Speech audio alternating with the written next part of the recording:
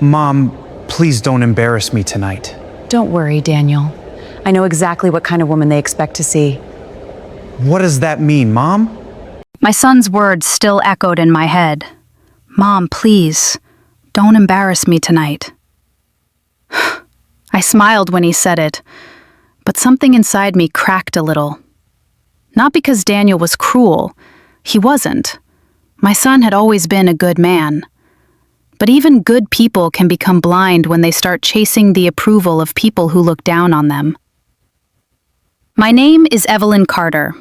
I am 61 years old, a widow, and the mother of one son. To most people in my neighborhood, I was just a quiet woman living in a small brick house on the edge of suburban Chicago. My front porch needed repainting. My mailbox leaned slightly to one side. My old blue sedan made a tired noise every morning before the engine finally agreed to start. That was the life Daniel believed I had. Daniel Carter, my 34-year-old son, was tall, handsome, and serious, with dark hair, careful manners, and the kind of anxious ambition that makes a man work twice as hard just to feel worthy. I raised him alone after his father died when Daniel was 6. I packed his lunches, helped him with homework, and worked late nights so he could have every chance I never had. But I never told him everything. To Daniel, I had always been a simple office employee. That was the phrase I used whenever he asked about my work. Just office work, sweetheart. Paperwork, meetings, nothing exciting. He believed me because I gave him no reason not to. I wore discount sweaters. I clipped coupons. I cooked at home. I kept the same curtains for 15 years. I lived in a house small enough that rich people would call it humble, but warm enough that I called it peace. What Daniel did not know was that I owned Carter Northline Logistics, one of the largest private transportation and supply chain companies in the Midwest. I had warehouses in 4 states, contracts with hospitals, food distributors, and emergency relief agencies. I also owned rental properties, commercial buildings, and investments Daniel had never heard about. But money had never been my identity.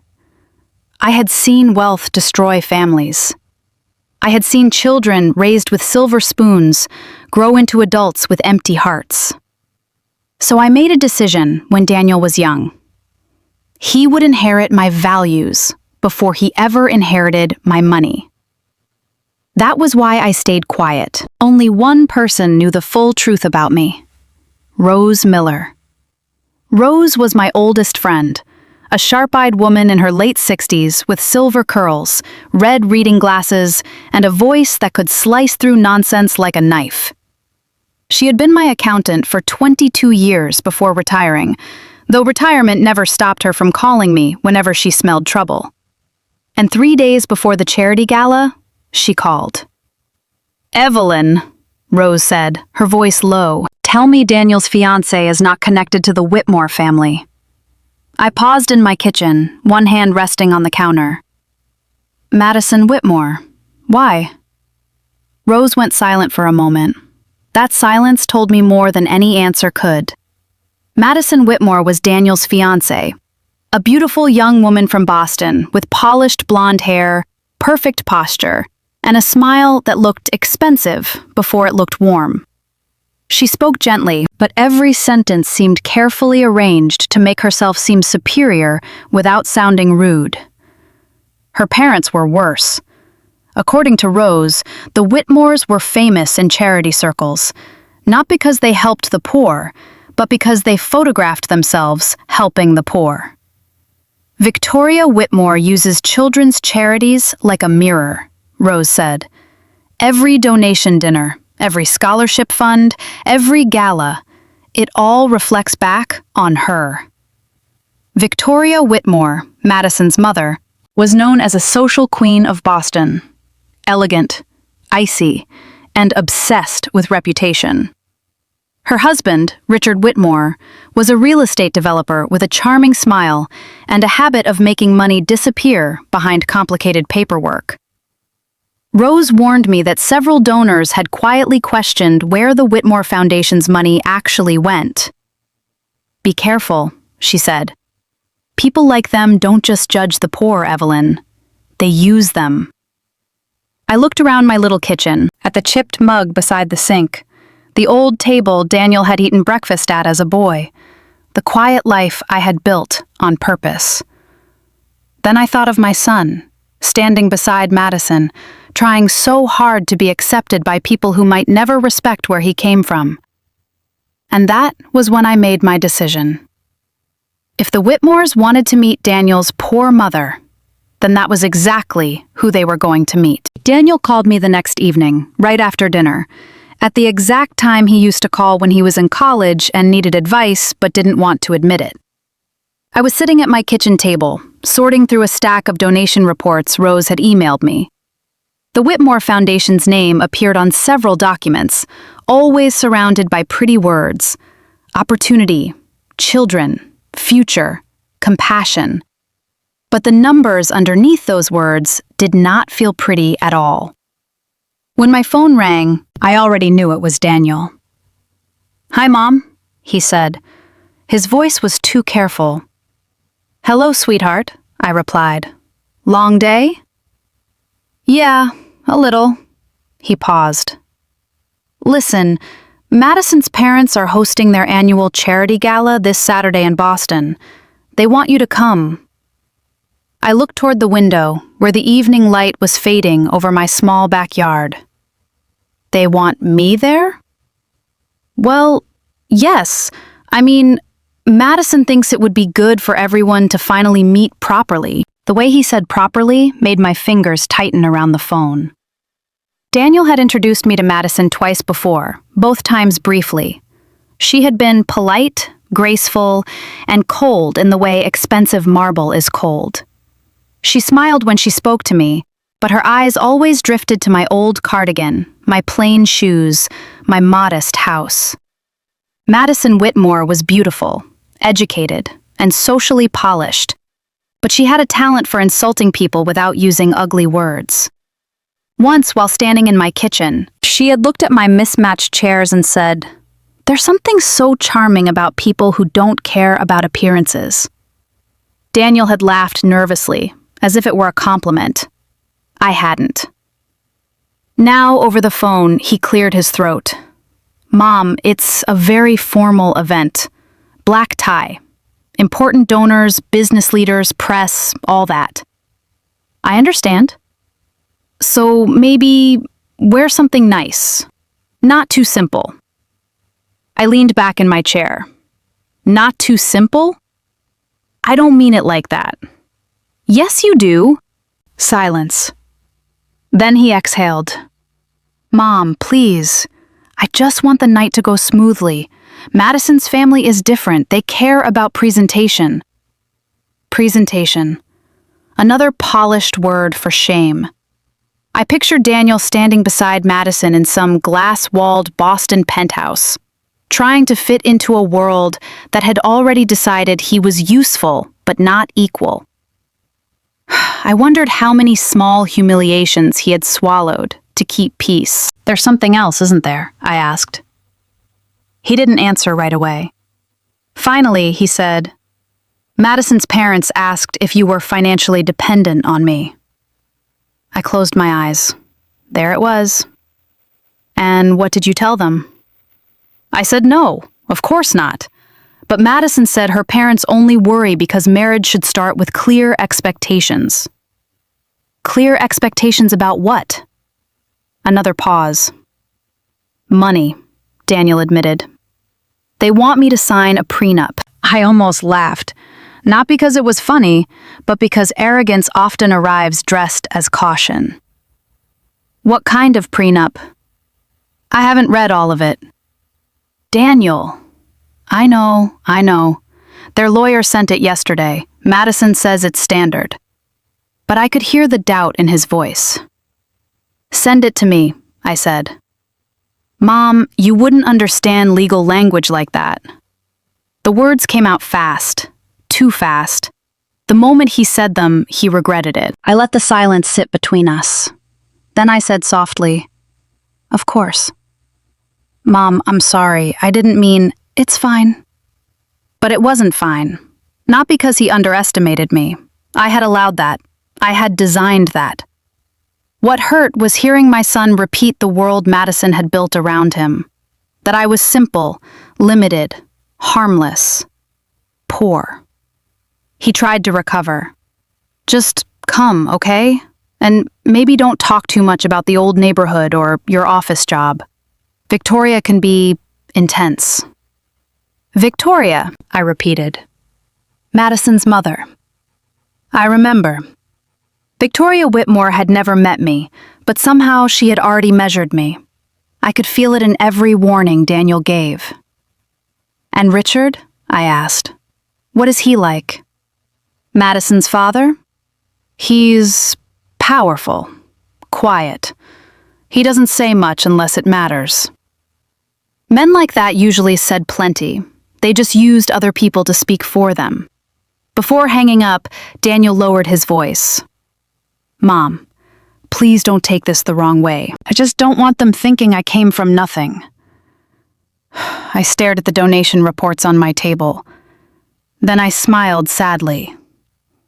"My dear boy," I whispered, "coming from nothing is not the shame. Forgetting who stood beside you when you had nothing is." He didn't respond. "I'll be there Saturday," I said. After we ended the call, I opened the prenup Daniel had reluctantly forwarded. By page 3, I understood exactly what Madison's family wanted. They did not want to protect Madison. They wanted to own Daniel's future. By the time I finished reading the prenup, I knew showing up as Daniel's mother would teach me nothing. If I arrived in a decent dress, smiled politely, and let Madison introduce me as Daniel's mom, the Whitmores would perform.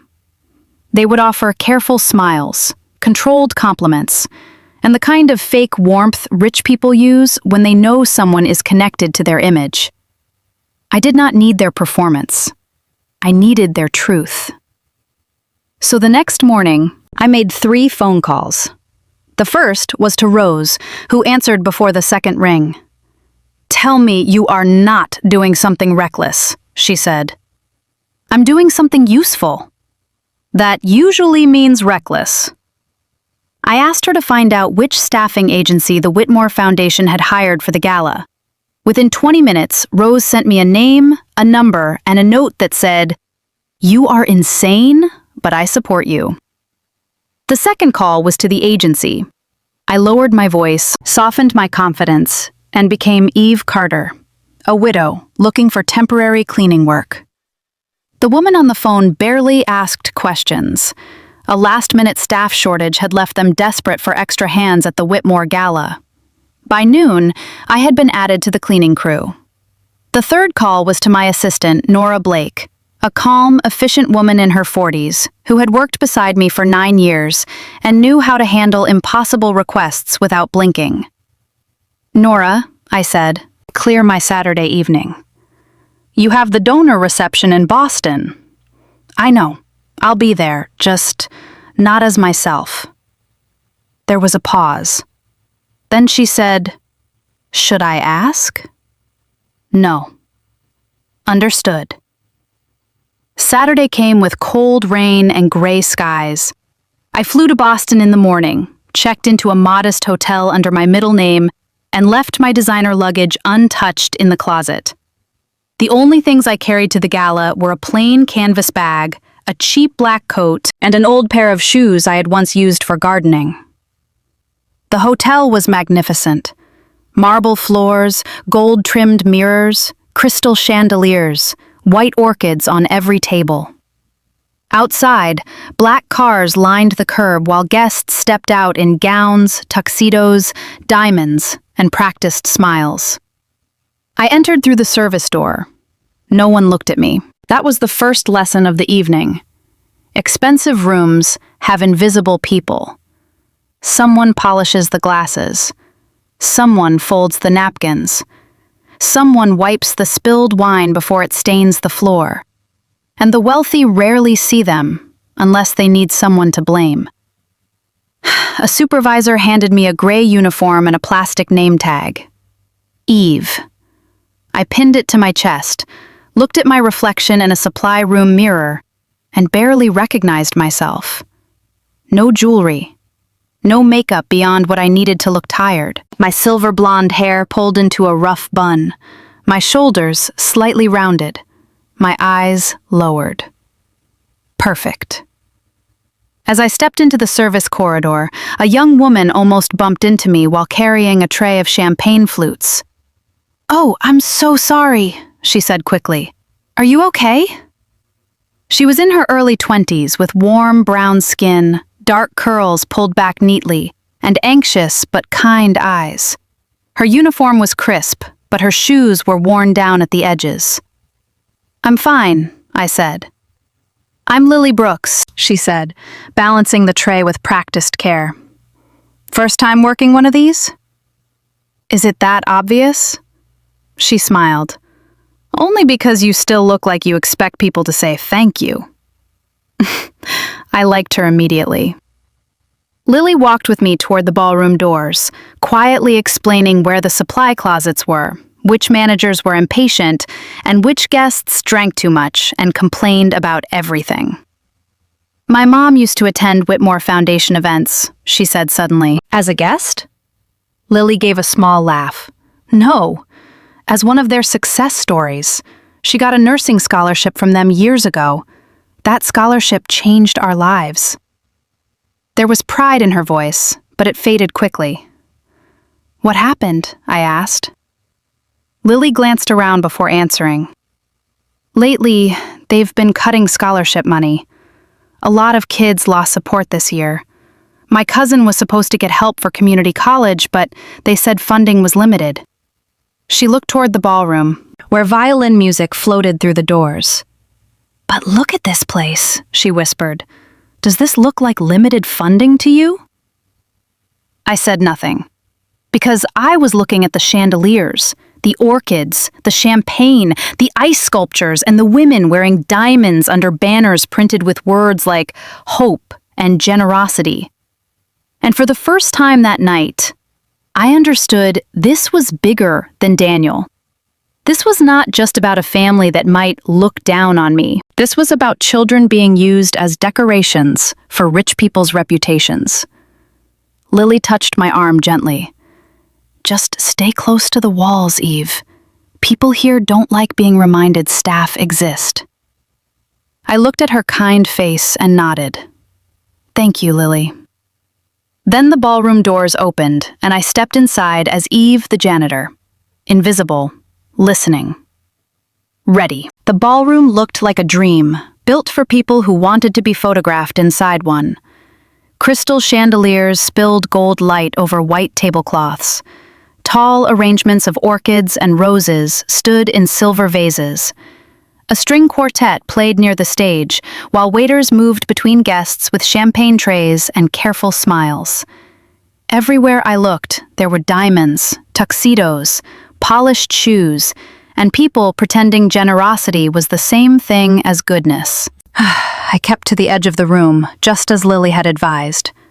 For the first 20 minutes, no one noticed me, unless something needed cleaning.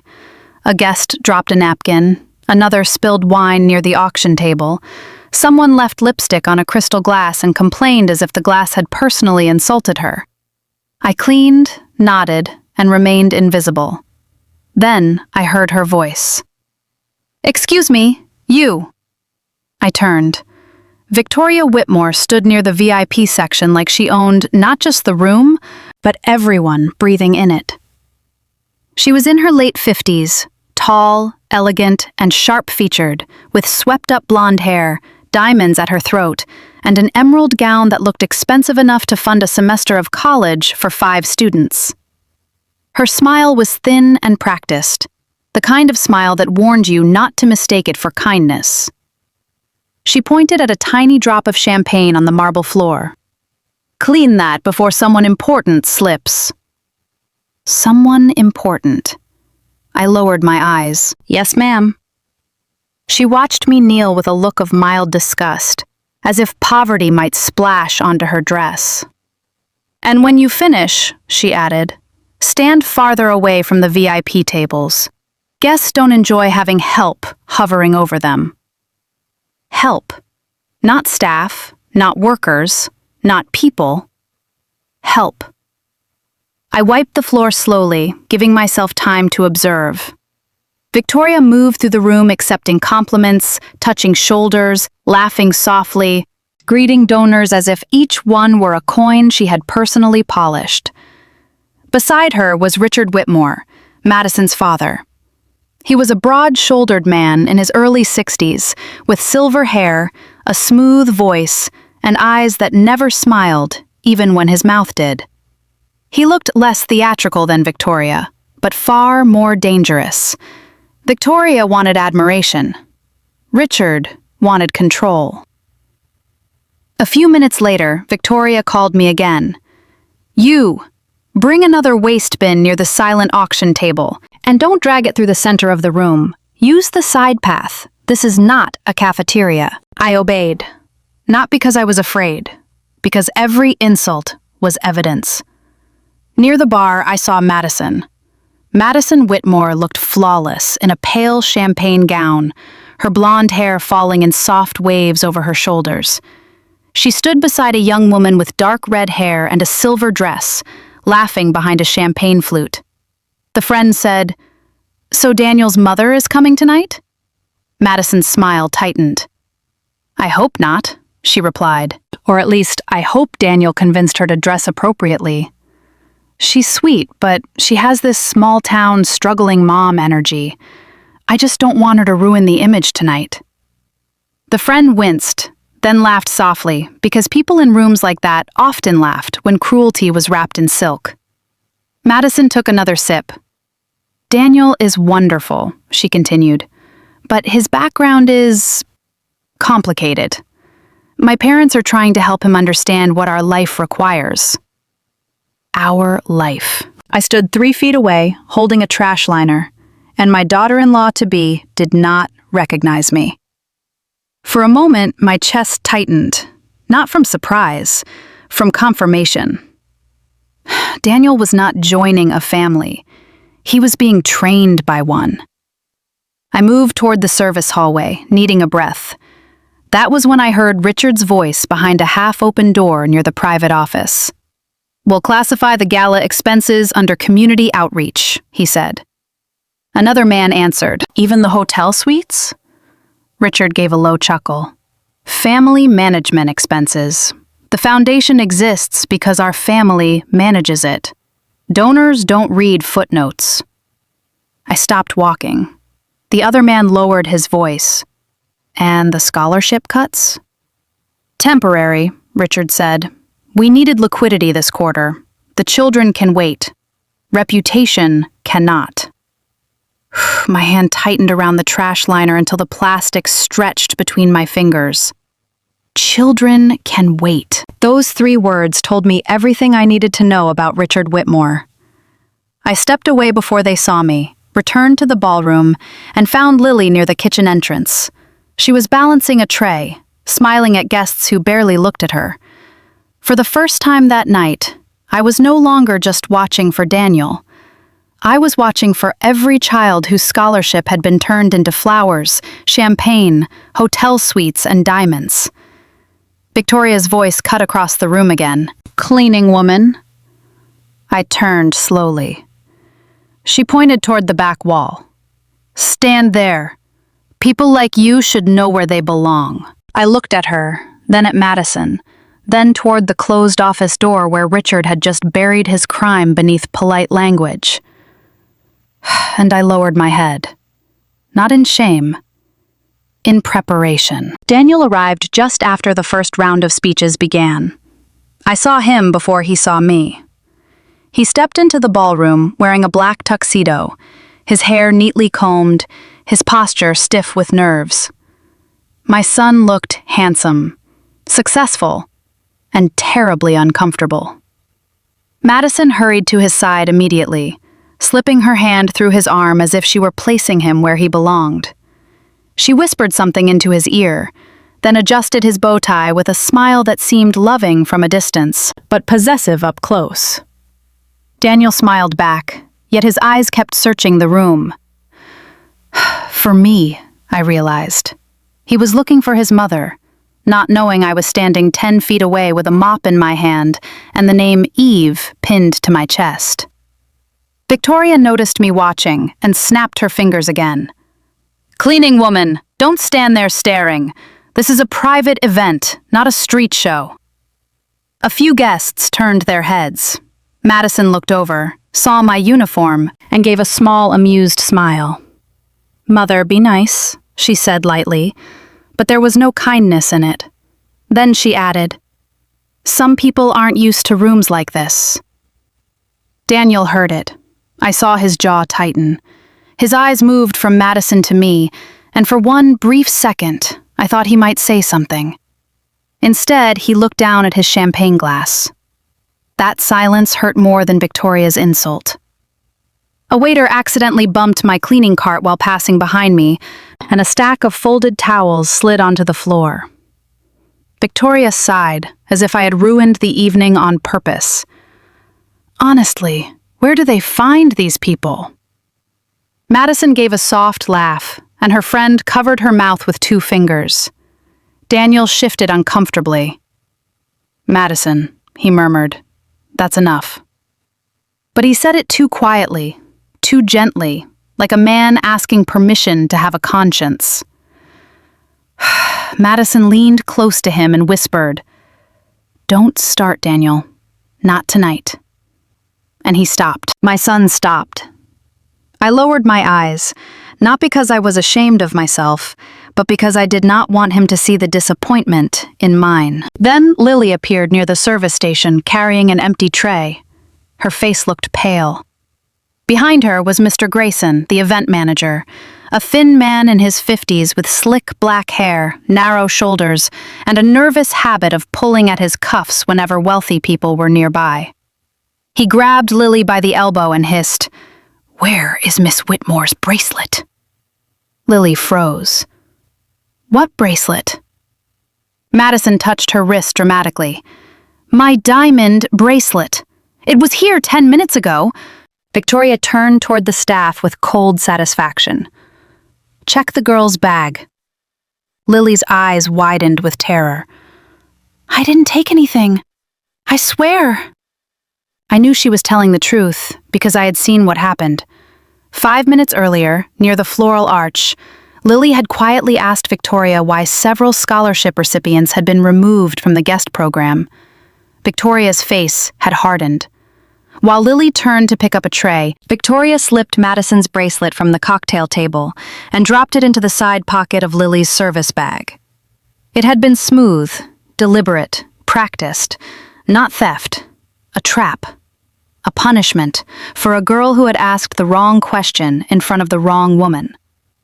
Mr. Grayson opened Lily's bag in front of everyone, and the diamond bracelet glittered inside like planted evidence always does.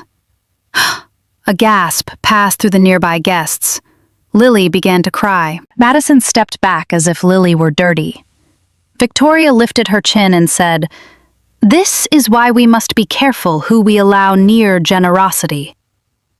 Daniel looked sick. He looked at Lily, then at Madison, then at Victoria. His mouth opened, but no words came out. I waited.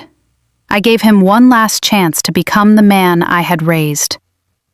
But when he remained silent, something inside me went terribly still.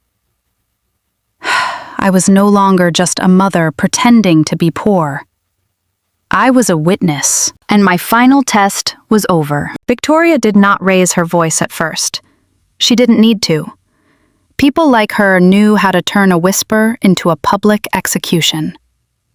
She stood beside Lily's open service bag, lifted Madison's diamond bracelet between 2 fingers, and let it catch the chandelier light. "Ladies and gentlemen," she said with a sorrowful smile, "I apologize for this unpleasant interruption. It appears one of our staff members has confused charity with opportunity." A wave of murmurs moved through the guests. Lily stood frozen, her face wet with tears, shaking her head. "I didn't steal it," she whispered. "Please, I didn't." But in that room, her uniform had already convicted her. Madison stepped forward, pressing one hand to her bare wrist as if she had survived a violent attack instead of a staged inconvenience. "I saw her near the VIP table earlier," she said. Then her eyes landed on me. Recognition did not pass through her face, only calculation. To her, I was still Eve, the poor cleaning woman. "You," she said, pointing gently but firmly. "You were working near that area too, weren't you? Tell everyone. You saw Lily sneaking around the VIP tables." The ballroom grew quiet. Daniel turned toward me, confused and uneasy. Lily looked at me like I was the last piece of ground beneath her feet. I held Madison's gaze. "No," I said. The word was soft, but it cut cleanly through the room. Madison blinked. Victoria's smile disappeared. "Excuse me?" she asked. I straightened my shoulders. "I did not see Lily steal anything, and I will not lie for you." A few guests gasped. Mr. Grayson's face went pale. Madison's cheeks flushed, not from shame, but from anger. She stepped closer and lowered her voice. "Be careful. You don't understand who you're speaking to." I looked at her beautiful gown, her perfect hair, her empty confidence. "I understand exactly who I'm speaking to." Victoria moved toward me slowly, every step sharp with fury. "You ungrateful woman," she said, loud enough now for everyone to hear. "We allow people like you to work in respectable spaces, and suddenly you think you have opinions." She pointed toward the service entrance. "Your job is to clean, not question your betters." The words landed heavily across the ballroom. Some guests looked away. Others stared, fascinated by cruelty as long as it was happening to someone else. Victoria leaned closer. "If you want to keep whatever little job you have, lower your head and say what my daughter asked you to say." Before I could answer, Daniel stepped forward. His face was pale, but his voice was stronger than before. "Don't talk to her like that." Madison turned to him sharply. "Daniel, stay out of this."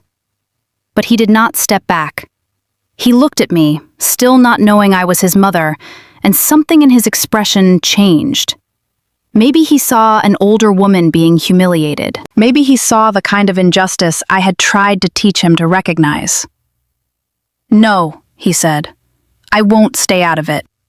She said she didn't see Lily steal anything. That should matter." Victoria gave a cold laugh. "How noble. Defending the help now?" Daniel's jaw tightened. "I'm defending the truth." Across the room, Richard's face hardened. He whispered to Mr. Grayson, and seconds later, 2 security guards began moving toward Lily and me. Richard kept smiling for the guests, but his eyes were flat and dangerous. "Let's handle this privately," he said. "We don't need a scene." I knew exactly what privately meant. It meant removing the poor girl, removing the cleaning woman, protecting the donors, saving the image. While the guards approached, I slipped one hand into my pocket and texted Rose. "Send everything. Now. Full Whitmore Foundation file, gala expenses, scholarship cuts, transfers, all of it." Then I put my phone away and looked at Richard, Victoria, Madison, Daniel, and Lily. The trap had closed, but not around me. Around them. The security guards were only a few steps away when Victoria lifted one hand and pointed toward the service exit. "Remove them," she said. "Both of them. I will not allow a thief and a disrespectful cleaning woman to ruin my gala." Lily began to tremble beside me. Daniel stepped in front of us, but one of the guards placed a hand near his chest, warning him not to interfere. Madison whispered his name sharply, but Daniel did not move. For the first time that night, my son looked ready to lose something in order to defend what was right. That was enough for me. I reached up, unpinned the plastic name tag from my uniform, and let it fall onto the marble floor. Eve. The little badge landed with a soft click. Somehow, in that silent ballroom, everyone heard it. Then I walked past the guards, past Victoria, past Madison, and straight toward the stage. Mr. Grayson tried to block me, but I looked at him once and said, "Move." He moved. I took the microphone from the stand. My cleaning uniform still smelled faintly of soap and floor polish. My shoes were still old. My hair was still pinned in a rough bun. But when I turned to face that room, I was no longer invisible. "My name is Evelyn Carter," I said. A murmur passed through the guests. I saw Richard's face change first. Recognition struck him like a slap. Then Victoria's eyes widened. Madison went pale. Daniel stared at me as if the floor had disappeared beneath him. "Yes," I continued, looking directly at the Whitmores. "The same Evelyn Carter, whose company has anonymously donated $5 million to the Whitmore Foundation over the last 3 years." The ballroom went dead silent. I looked at Lily, then at the bracelet still in Victoria's hand. And the same woman who just watched Victoria Whitmore plant that bracelet in an innocent waitress's bag. Lily covered her mouth. Madison whispered, "Mother?" Victoria stiffened. "That is a lie." "No," I said calmly. "A lie is what you asked me to tell. This is evidence." I turned toward the technician near the projection screen. Before the event, Rose had already sent me the contact information for the hotel's AV team. A generous tip and one urgent message had done the rest. "Play the security footage from the floral arch," I said. The screen behind me flickered. Then the entire ballroom watched Victoria remove Madison's diamond bracelet from the cocktail table, glance around, and slip it into Lily's service bag while Lily's back was turned. A collective gasp filled the room. Lily broke down crying, but this time, it was not fear. It was release. Victoria's face twisted. "That video is taken out of context." "There is no context in which framing a young woman for theft becomes charity," I replied. A reporter near the front raised her phone and began recording. Then another, then 3 more. The Whitmore Gala, polished and protected for years, was suddenly becoming exactly what they feared most: public. Richard moved toward the stage. "Mrs. Carter, this is inappropriate. We can discuss any misunderstanding privately." I almost smiled. "Privately," I repeated. "That seems to be where your family does its best work." I lifted my phone. Rose's files had arrived, one attachment after another. Gala invoices, scholarship cuts, vendor overcharges, personal travel disguised as outreach, jewelry purchases labeled as donor relations, luxury hotel suites filed under family management expenses, transfers into accounts connected to Whitmore-owned shell companies. I turned back to the crowd. "Ladies and gentlemen, while children were told there was not enough money for their scholarships, the Whitmore Foundation paid for private suites, overseas vacations, designer jewelry, and personal accounts tied to Richard and Victoria Whitmore." The screen changed again, now displaying financial records with highlighted transfers. Guests began whispering louder. A man at the donor table stood up and walked away. Then a woman followed. Then, an entire table turned their backs on the Whitmores. Madison looked like she could barely breathe. Daniel kept staring at me, ashamed, and slowly understanding everything. Richard's polished mask finally cracked. You had no right to investigate us. I looked at him coldly. I had every right. You used poor children as decorations while stealing the money meant to help them. Victoria grabbed the back of a chair to steady herself. For once, she had no insult ready. I looked at Lily, who was still crying near the service station. Lily Brooks is innocent, I said into the microphone. And every person in this room now knows it. The applause started softly from the staff near the kitchen doors. Then it spread. Not from everyone. Some wealthy guests were too embarrassed to clap. But enough did. Enough to make Victoria lower her eyes. Enough to make Richard step back. Enough to make Lily stand a little taller. And for the first time that night, the people. The applause did not make me feel powerful. It made me feel responsible. I stood on that stage in a janitor's uniform while Victoria and Richard Whitmore watched their perfect world collapse under the weight of their own choices.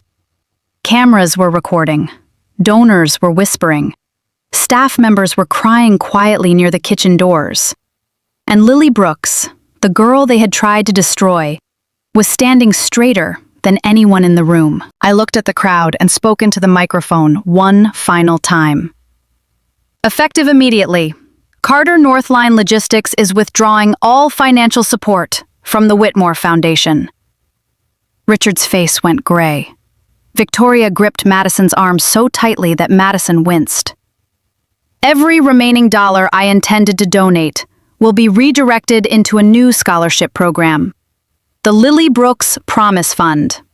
Its purpose will be simple: to help children who need opportunity, not to decorate the reputation of people who only pretend to care. For the first time all night, no one interrupted me. Richard tried to recover his dignity. You cannot make accusations like this without consequences. I looked at him calmly. You're right, Richard. There will be consequences. Then I turned toward the reporter, still recording near the front row. Copies of the financial documents have already been sent to my attorneys, several major donors, and the State Charity Oversight Office. Victoria gasped. Richard took one step back. That was the moment they understood this was not embarrassment. This was the beginning of an investigation. Madison rushed toward Daniel, her face pale and desperate. Daniel, please, you know I'm not like them. Daniel looked at her for a long moment. He was hurting, but he was finally clear. You watched them humiliate my mother, he said. You watched them frame an innocent woman. And before you knew who my mother was, you were ashamed of her. Madison started crying. I love you. Daniel slowly removed his engagement ring from his finger and placed it in her hand. No, Madison. You loved the version of me that made your family look good. Then he walked away. Outside the ballroom, Daniel found me near the service hallway. For a few seconds, he could not speak. Then he broke. Mom, I am so sorry, he whispered. I was ashamed of where I came from. I let them make me feel small. And tonight, I almost let them make me forget who raised me. I touched his face the way I had when he was a boy. I forgive you, Daniel. But remember this. A man does not become grown because he earns money. A man becomes grown when he stands for what is right, even if it costs him everything. Lily approached us with trembling hands. Mrs. Carter, I don't know how to thank you. I smiled. You can thank me by becoming the kind of lawyer rich bullies fear. Her eyes widened. Lawyer? Full scholarship, I said. Tuition, books, housing, everything. If you still want to fight for people like your mother, then I want to help you do it. Lily covered her mouth and cried. But this time, her tears looked like a future opening. The investigation began within weeks. Richard and Victoria lost donors first, then board seats, then control of the foundation. Their names disappeared from invitations they once dominated. Their friends became quiet. Their lawyers became expensive. And the children they had used as decoration finally became the center of something real. 1 year later, Daniel and I sat together at Lily's graduation from law school. I wore a simple blue dress. Daniel drove my old sedan without complaint. After the ceremony, Lily ran to us in her cap and gown, glowing with pride. Daniel looked at the people around us, then turned to Lily and said, "This is my mother, Evelyn Carter." He paused, smiled, and added, "The richest woman I know. Not because of her money, but because of her heart." I looked at my son and knew the night at the gala had not destroyed him. It had finally raised him. That night taught me something I will never forget. God does not measure people by the clothes they wear, the cars they drive, or the names printed on their bank accounts. He sees the heart. He sees the woman cleaning the floor. He sees the child waiting for a scholarship.